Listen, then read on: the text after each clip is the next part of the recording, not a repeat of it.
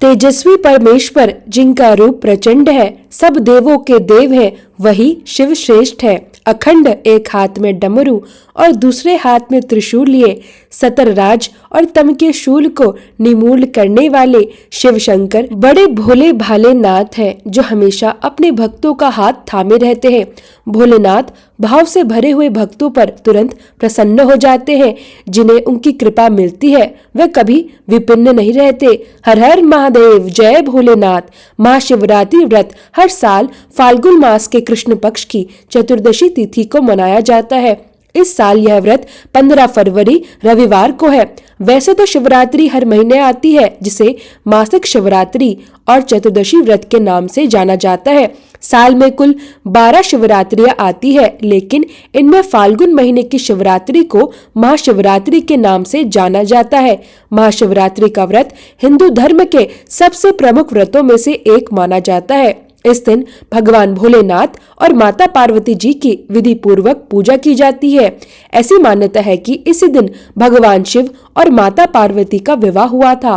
महाशिवरात्रि के दिन भोलेनाथ अत्यंत प्रसन्न मुद्रा में होते हैं।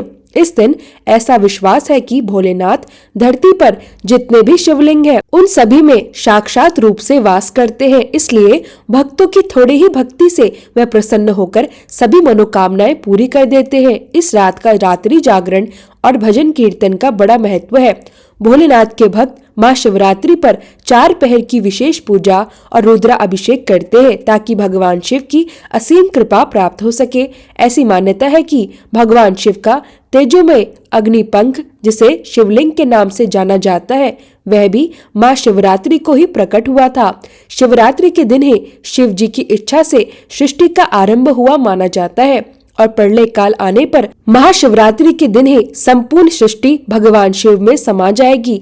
ऐसे भोले बाबा जो दया के भंडार है और किसी को खाली हाथ नहीं जाने देते, उनके आशीर्वाद पाने के लिए महाशिवरात्रि के दिन पूजा करने के लिए कुछ शुभ मुहूर्त होते हैं। इस बार फाल्गुन कृष्ण चतुर्दशी तिथि 15 फरवरी रविवार की शाम 5:04 से प्रारंभ होगी।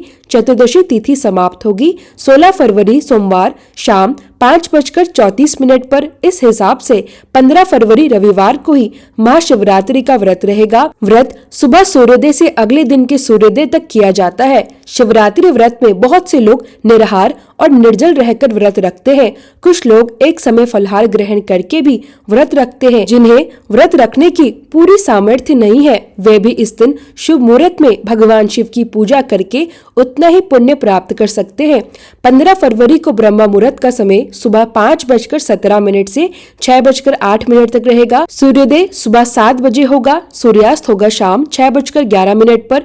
इस बार शिवरात्रि व्रत पर सर्वार्थ सिद्धि योग बन रहा है, जो सुबह 7 बजे से लेकर शाम 7:48 तक रहेगा। अमृत काल दोपहर 12:59 से 2:41 तक रहेगा।